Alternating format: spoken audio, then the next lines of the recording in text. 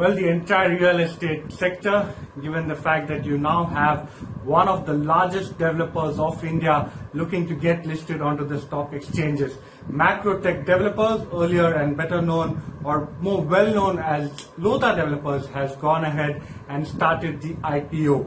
Remember, the IPO issue dates are between April 7 to April 9, and the issue size is for 2,500 crore. The company is looking to raise 2,500 crore via a fresh issue.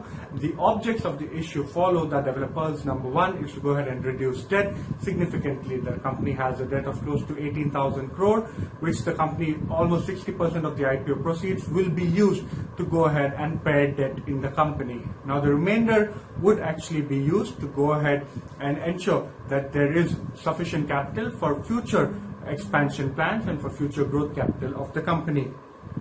Now, talking a little bit about Lodha, the company is a residential real estate developer with a focus on affordable and mid-income housing. Remember, almost 60% of the total revenue comes from this place. However, given the fact that the company is one of India's largest developers, the company has presence across most of the segments, including premium and luxury. In fact, the company also has a presence as far as the London market is concerned.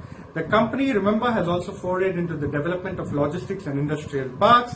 This is in fact the third attempt by the company to go ahead and launch its IPO after both 2009 and 2018, where the company went ahead and announced the IPO, however later had to rescind that. Now when you're talking about the company's foray into the London market, 2013 is when the company has forayed into the market.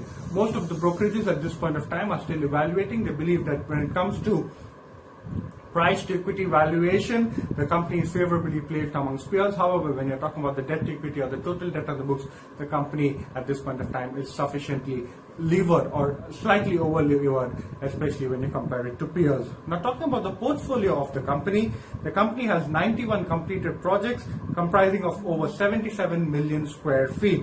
The affordable and mid-income housing almost is 59 million square feet.